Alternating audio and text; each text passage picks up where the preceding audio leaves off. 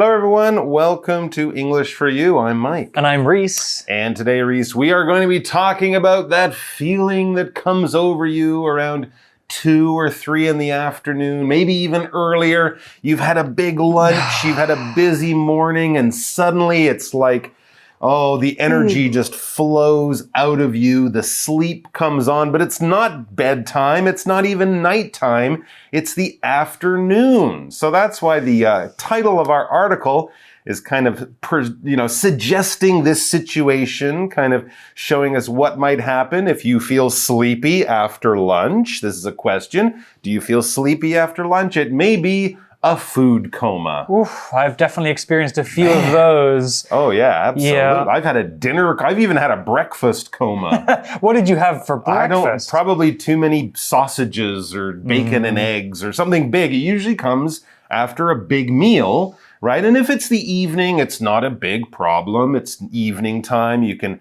sit in your favorite chair, watch something, listen to music, take a little nap. But if it's after lunch and you're at school or at work, falling into a food coma can be pretty inconvenient. Yeah, you're expected to continue with classes or continue your work. Uh-huh. How do you do that when your belly's full of delicious food and you're falling asleep? I'm so tired and comfortable. Anyway, let's look into the science of why we feel tired after lunch. I think it's pretty interesting.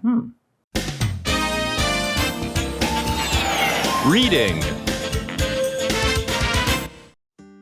Sleepy after lunch? It may be a food coma.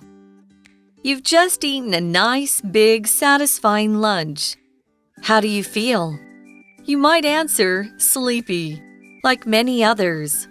A food coma is what happens when you feel tired after you eat. You may also feel that it's more difficult to focus. This usually happens in the afternoon, right after lunch, and it takes time to feel normal again. But why do food comas happen? You might be surprised to know that scientifically, the cause of food comas hasn't been well studied. There are varying schools of thought, however. One focuses on food quantity. For example, many people notice a food coma after a large meal. A few scientific studies appear to support this idea. Food comas have also been linked to meals high in carbohydrates, fat, and protein. These are all believed to cause sleepiness. These elements, called macronutrients, influence hormones in our brain that are connected with sleep. Although we don't know everything, there are some tips you can follow to help avoid food comas. All right, well, before we get into it, we should explain, of course, this term food coma. This is not a real medical term. We're not really comparing your feeling after lunch to an actual coma, which is a serious medical problem. If you get damage to your brain through an accident or a disease or through something, people do actually go into real comas. It's not a funny, laughing matter. It's a serious problem. Basically means kind of you're unconscious. Your body is alive, but your brain is kind of like sleeping all the time. For a very long time, sometimes even years at a time. Right, exactly. So when we say food coma, we're not really talking about a serious medical problem like a real coma. We're just comparing the feeling of being knocked out, the feeling of wanting to lie down and not move as if you're in a coma. But this is not because of an accident or a disease. This is because of a big meal. Or as the article says in the first sentence, you've just eaten a nice, big, satisfying lunch. Okay, it was delicious. It was quite large. It was satisfying. By the end of it, you're like, that was so good. I really enjoyed that hamburger, salad, hot dog, whatever you decided to have for lunch. And then the article asks this question, how do you feel? Well, of course, you might feel full, you might not feel hungry anymore, but you felt hungry earlier. But here's another one, another answer you could give to that question, how do you feel? You might answer sleepy, like many others. Yeah, you might be saying, I want to go to sleep. I want to take a nap. when your eyes feel heavy, when your energy is very low, when even standing up or walking across the room seems hard because you just want to lie down and close your eyes, that is the feeling of being sleepy. Like you want to sleep. Exactly. Well, the article tells us more. It says a food coma is what happens when you feel tired after you eat. Food coma is that feeling of, oh, I just want to sleep and do nothing because my stomach is so full of food. And sometimes when this happens to me, Mike, I give in and I just take a quick nap, you know. It really solves that food coma problem. Absolutely. The after lunch nap is a lovely thing to do, but it's often something I can only do on the weekend because, you know, if you're out at work or at school, it's not easy to really take a nice comfortable nap after your meal. And here's another thing. Even if you don't feel sleepy and don't actually fall asleep or take a nap, the article says you may also feel that it's more difficult to focus. Yeah, this is a term that we might call, or situation, we might use the term brain fog, right? You're just kind of like, it's hard to figure things out. People ask you a question, you're like, what? I don't understand, and you don't know what you're doing. It's very hard to focus or to concentrate. Your mind is just not sharp and it's not working well. Yeah, my mum used to tell me, I'm not sure if this is true, but it's because all of the blood in your body is in your stomach helping you digest that food. Right. And there's no blood in your brain. Yeah, I heard that too. Yeah, maybe there's some truth behind that. Interesting. Well, the article explains more about when food comas happen. This usually happens in the afternoon, right after lunch, and it takes time to feel normal again. But, and here's the key question, why do food comas happen? Well, let's find out. Well, before we discover the science behind food comas, let's take a look at this word normal, which is an adjective. Normal means usual or common. It means not special in any way, it's just regular.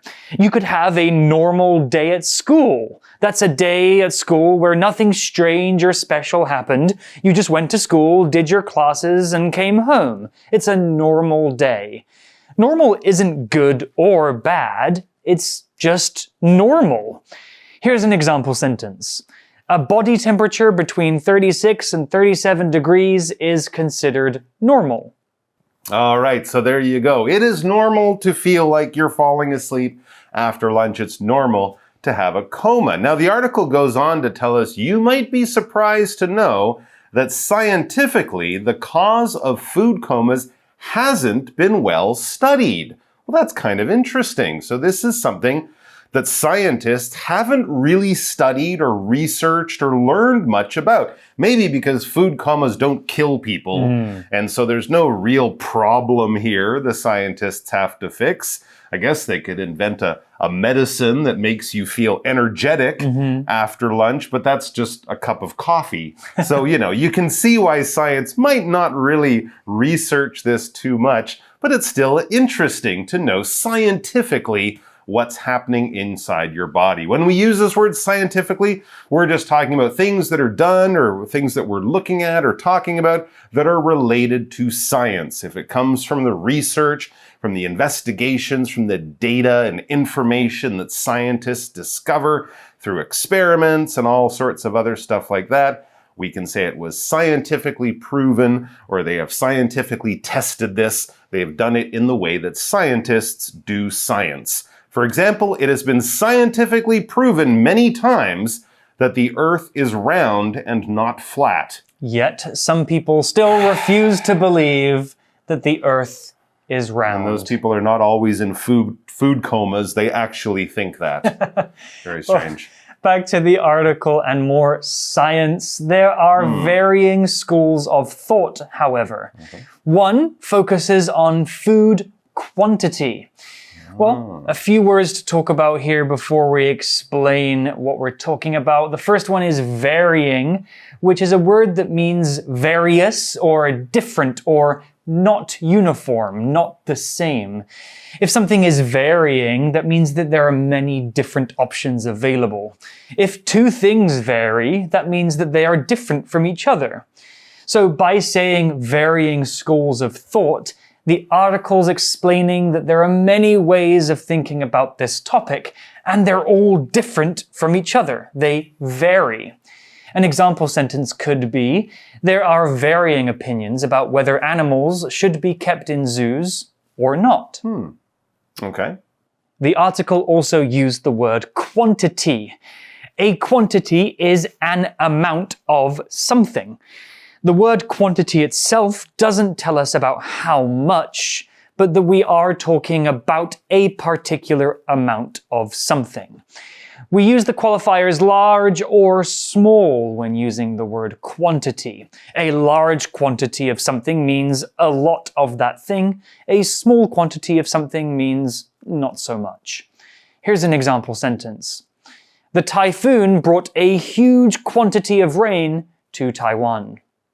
Okay, so one of the ideas here is that if you have a big lunch, you're more likely to get a food coma. It says, for example, many people notice a food coma after a large meal.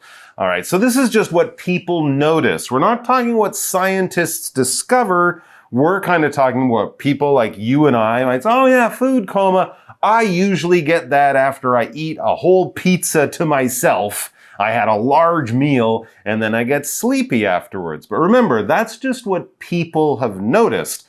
But then we read a few scientific studies appear to support this idea. So yeah, some of the science, some of the scientific studies support or kind of say, yeah, that's a good reason why. That's what we discovered. But notice they said there are a few. So not all of the studies support this idea, but a few of these scientific studies. Remember, we had that adverb scientifically? Well, here we have the adjective scientific. If it comes from science, if it's related to science, it is scientific. I guess that's where most scientific research begins, right? By looking at the things that we notice in the world and asking, why is that the way it is? Then we can ask science to help us find the answer. Right. Well, back to the article, it says food comas have also been linked to meals high in carbohydrates, fat, and protein. My big pizza has a lot of all of those things. Yeah, we've got the pizza bread and the cheese and then all the meat on top. Yep. Well, these are all different kinds of food stuff, but before we talk about those, let's talk about this phrase, to be linked to. We use this verb phrase when there's a relationship between two things. In this example, food comas, thing A, are caused by thing B eating too many of particular kinds of foods. So these things are linked. There's a relationship. We often use this phrase when we're talking about evidence that shows that something is true. For example, more time spent using social media has been linked to higher levels of stress and anxiety. I've definitely experienced that. Now, the article also used some fancy science words related to food, and those words were carbohydrates, fat, and protein. Well, there are different kinds of food makeups. Carbohydrates are things like bread, rice, potatoes, noodles, foods that give you energy to move around and be during the day. Protein can be found in foods like chicken, fish, eggs, and tofu, usually meat or animal products, but also some plants too. Fat can be found in foods like milk, butter, cheese, avocados, and other delicious things. I like fat a bit too much. There's some healthy fat, right? It's true. Avocados, nuts, they have healthy fat. Yogurt, that's some good healthy fat, but bacon and French fries, not such a healthy kind of fat. And avoid like potato chips and stuff. That's the really bad fat, those trans fats. Right. But yes, having a pizza might be okay, but not all the time. Back to the food comas. It says, these are all believed to cause sleepiness. Of course, the large meal, and then the large meal with the carbohydrates, the fat, and the protein, that will cause sleepiness or make you feel like you're having a food coma. These elements, called macronutrients, influence hormones in our brain that are connected with sleep. Very interesting. So some of the things that we find in some of our foods, especially those tasty, delicious foods we like, might influence hormones or chemicals in our brain. These chemicals might normally start being active in the evening when our brain is saying, okay, don't you feel tired? Wouldn't it be a nice idea to sleep?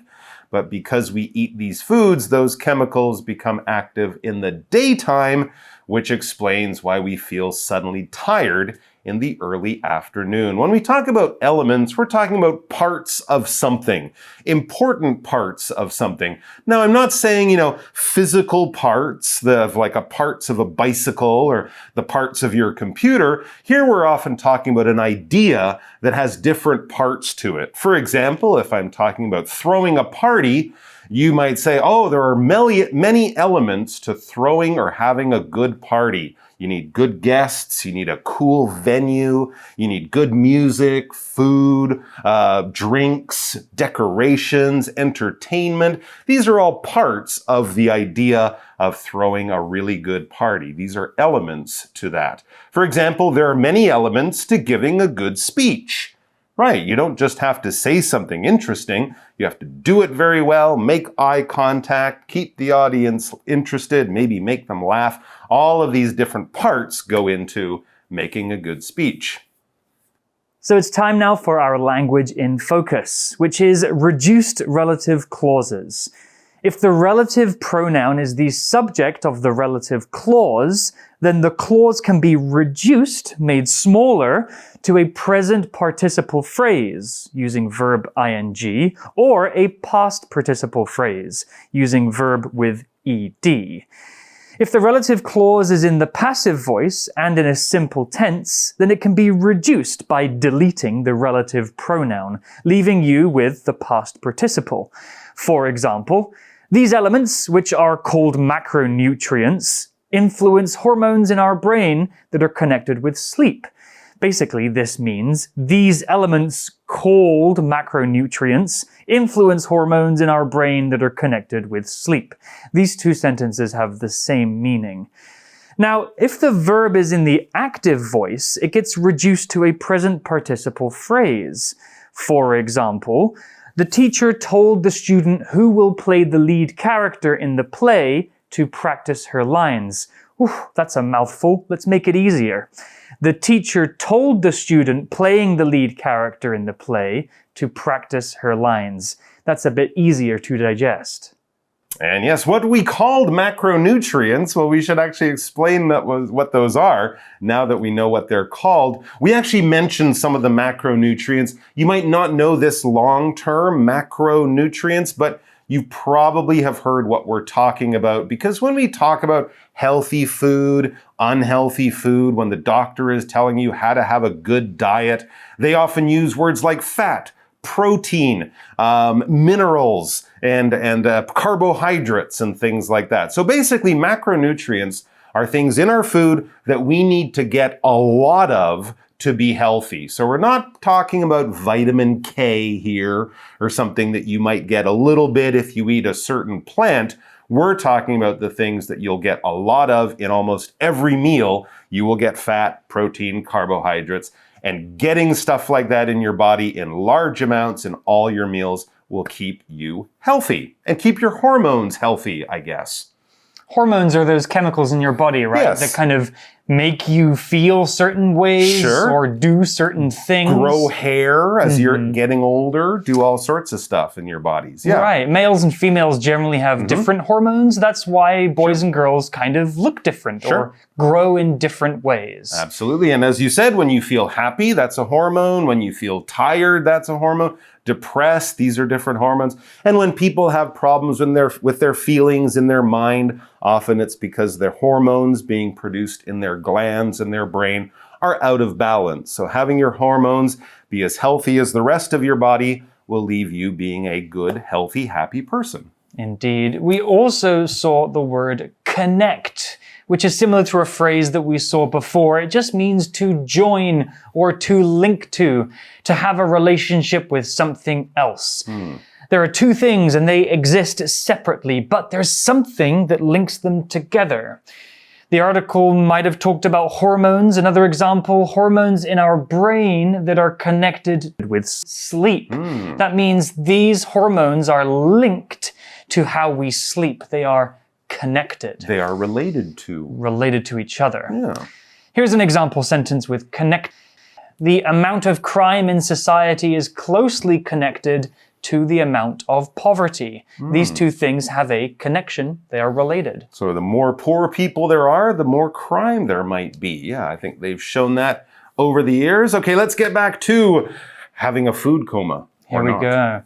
Although we don't know everything, there are some tips you can follow to help avoid food comas.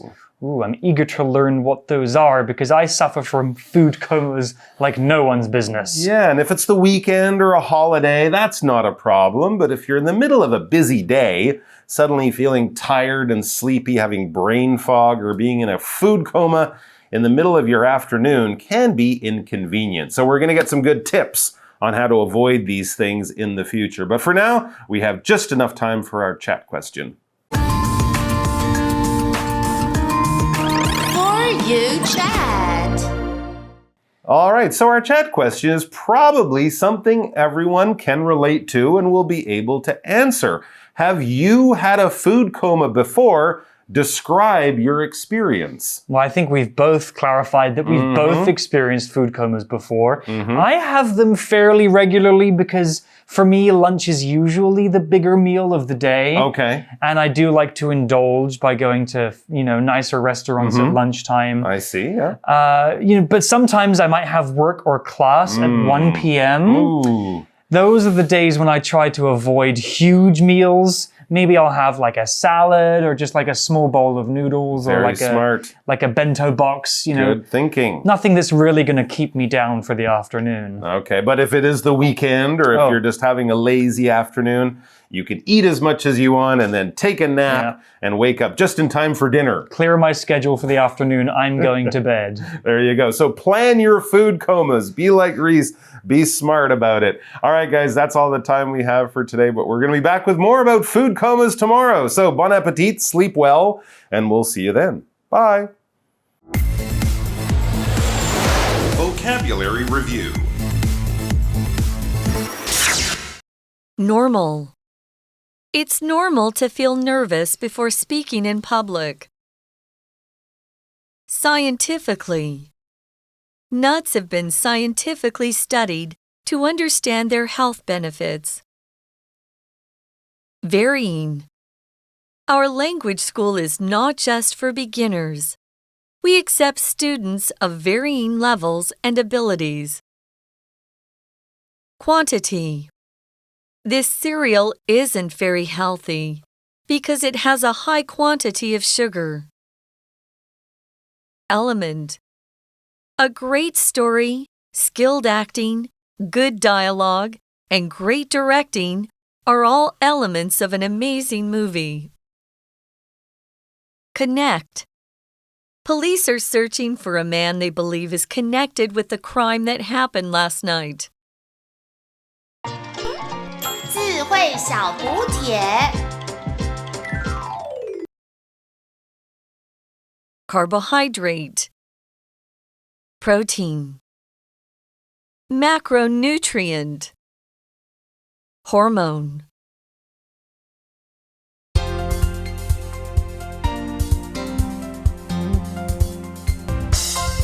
以上节目是由活用空中美语制作，活用空中美语杂志，请洽询全国各大书店。